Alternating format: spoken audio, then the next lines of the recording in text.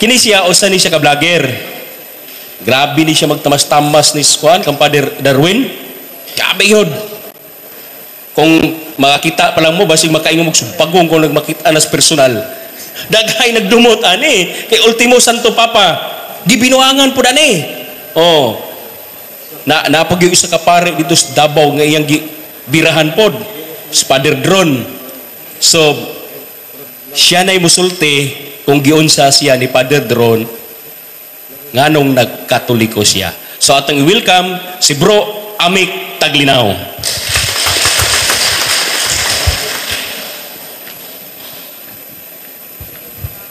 Maayong gabi sa tanan.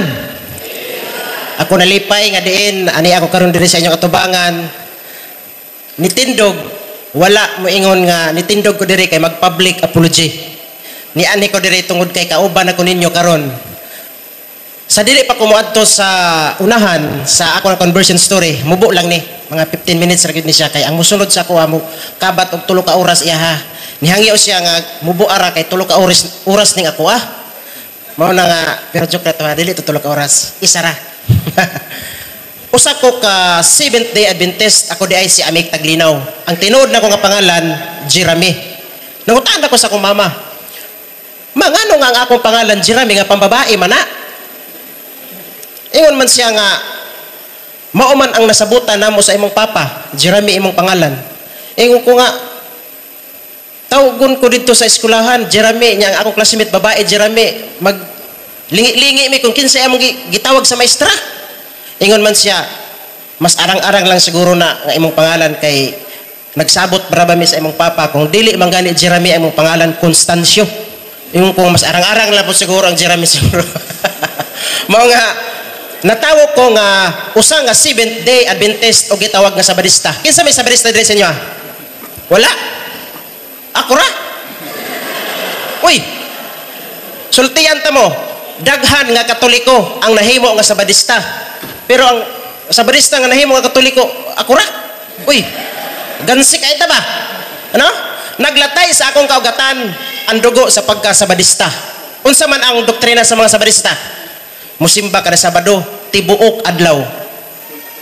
Dili mukaon og karne sa baboy.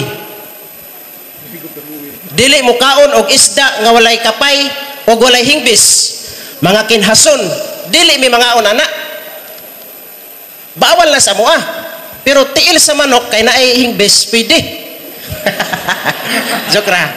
Mao na nga sa akong pagka-Sabadista, nahimo ko nga assistant sa usa ka liman or gitawag nga evangelist.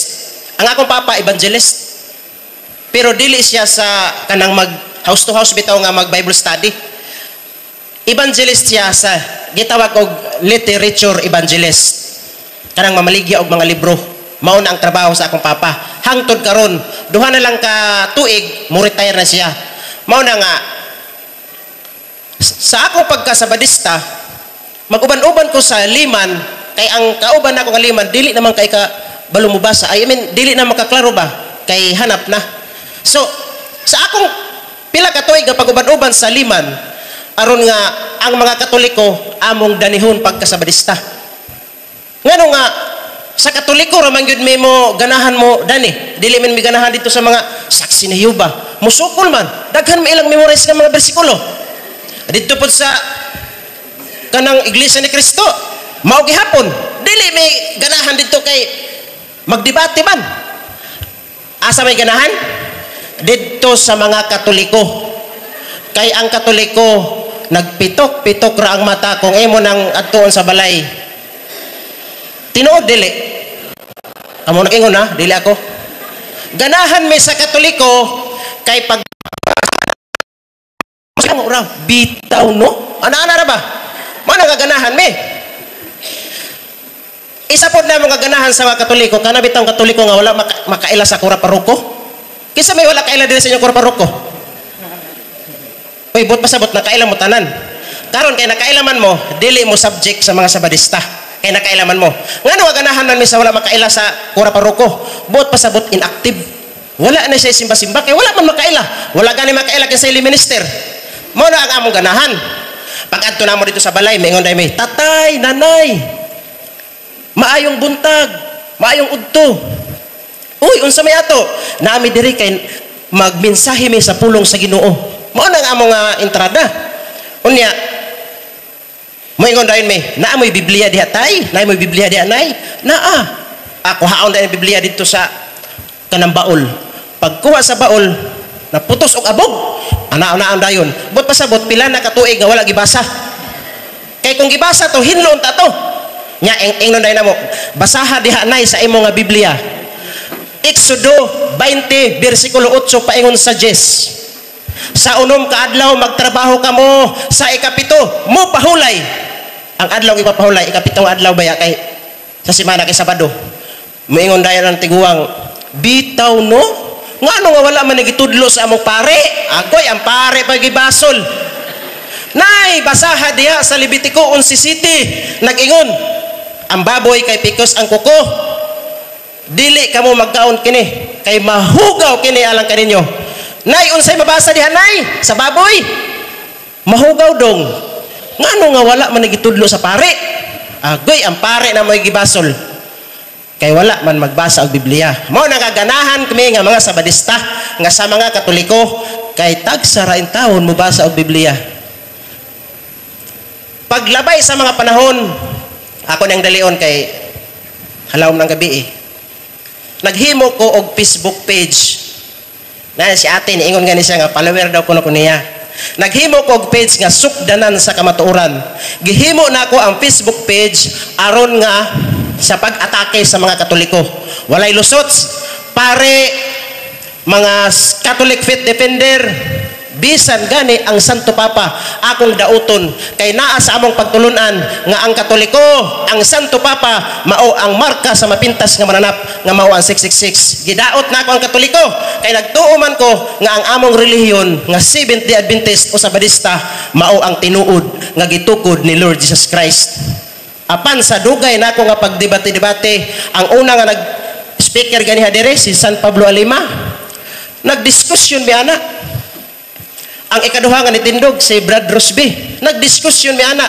Apan nagansi ko sa ilang mga nga katarungan. Walay lusot. Santo Papa, bisad kinsa diha akong dauton. Ang mga santos kana si Mama Mary, allergic kay mi ana. Kabalo mi nga si Mama Mary inahan ni Jesus. Pero dili mi mutuo nga siya inahan sa Dios. Ana ba? Mao na nga sa diha nga nagkatoliko nako, akong nasabtan nga dako di ay og kalambigitan si Mama Mary sa kaluwasan. Wala man si Jesus nahulog nga miingon ang Ginoo nga Maria na ang bata alimahi. Wala. Gibuntis siya sulod sa siyam ka bulan. Dako og kalambigitan si Mama Mary sa plan of redemption. Og sa dihang akong nadiskubrihan nga ang Katoliko mao di ay ang nagkumpile sa Biblia. Without Catholic there is no Bible. Palakpakan nato ang Ginoo. Akong nadiskubrihan nga ang Katoliko di ay mo ang naghimo sa Biblia. Ang nagtapok ana aron nga mahimo nga Biblia. Bisan og sakit para sa kuha, akong gibiyaan ang akong naandan nga sikta nga mao ang Seventh-day Adventist. Gani sa akong paghawa, daghan ang mga panamastamas, daghan ang sa social media. Gibas ko og maayo, giingnan ko nga si Amek nagkatoliko ra na kay gitagaan og bao-bao. Tinuod man nga na ako'y bao-bao. Pero wala to gihatag sa Katoliko. Si Amek nagkatoliko ra na kay gihatagan og kwarta, gihaylo og kwarta pagkatinuod, pagkanindot unta kung tinuod. Ngano man, gitagaan og kwarta, gitagaan og bao-bao, naa pa yun sa Katoliko nga mao ang gitukod ni Kristo. Palakpakan natong Ginoo. Mao na ang pangdaot sa kuha sa akong mga kaubanan nga gibayaran kuno ko og kwarta apan dili man na siya tinuod. Kinsa man tawon mo bayad og wala may doktrina sa Katoliko nga mangdani og gikan sa gawas nya bayaran og kwarta. Wala may ingon ana. Mao na nga bisan ang ako mga ginikanan pila may kasimana nga wala tarong nga relasyon. Dito sa simbahan, ang akong mga ginikanan, gichismis, sulod sa simbahan, giingnan. Giunsa man na nimo pagpadako si amik? Ngano nga nagrebilde man na? Nagrebilde daw ko kay nahimo ko nga Katoliko. Mao na nga naluoy ko sa akong mga ginikanan. Pero bisan og sakit, gibiyaan ako ang akong pagkasabadista. Nawad-an ko og mga amigo, katong mga close na akong mga amigo, nawala to apan ang Ginoo maayo kaayo kay naa siya gipuli nga mga amigo nga maoy nag-amuma kanako karon gipangga hulip kadto sa mga amigo nga nibiya kanako. Palakpakan nato ang Ginoo. Mao nga sa akong pagkalinghod sa pagkakatoliko ako malipayon kanhi SDA vlogger nga sige og atake sa Katoliko, SDA vlogger nga nagpanamastamas sa Santo Papa karon usa na katig panalipod sa atong simbahan. Palakpakan nato ang Ginoo. Niadtong Pebrero 8 karon lang nga tuig, isa lang kabulan atong ning adlaw, nabunyagan ko dito sa Bayugan City. Palakpakan nato ang Ginoo. Kinsa nagbunyag sa ako? Mga tanan mo kinsa nagbunyag? Si Father Darwin Gitgano. Gi-special ko og bunyag, giadtuan ko sa Bayugan. Ang pare nga ako nga ginaatake, ang pare nga ako ginabiay-biay, tawgon lang kay nako og Manong Darwin. Apan mo ay gigamit sa Ginoo nga instrumento aron ako mabunyagan. Palakpakan nato ang Ginoo.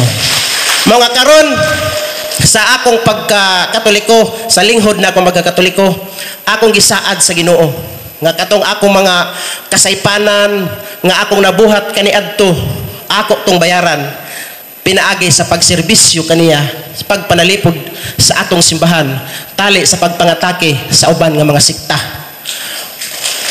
Mao nga karon sa dili pa ko moingkod naay akong ikabilin nga talambagan sa inyo ha. Inyong panggaon ang atong nga kura paruko, ang atong nga pare.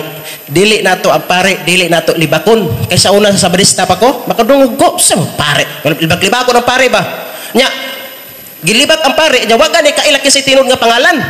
Maingon nga, kinsa may inyong pare diha? Ako mo tanaw ko si pangalan sa inyong pare. Ambot dako matugtian. Ano ba? Ato tumputot man to nga pare. Ano ba? Atong panggaon ang atong nga kura paruko, ang tanan nato nga mga pare. Kay sila maoy gi sugo sa Ginoo nga mo'y muamuma kanatong tanan.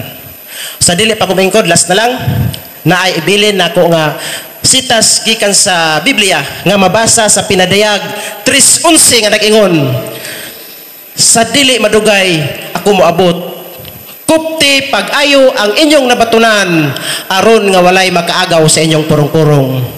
Mangliki man ang kalibutan, kuptan nato pag-ayo ang atong nabatunan. Kining atong pagkakatoliko, mao kini ang atong nabatunan. Kuptan nato kini hangtod sa pag-abot sa katapusan sa gutlo sa atong kinabuhi. Daghang salamat, maayong gabi, Gigagit, Surigao del Norte.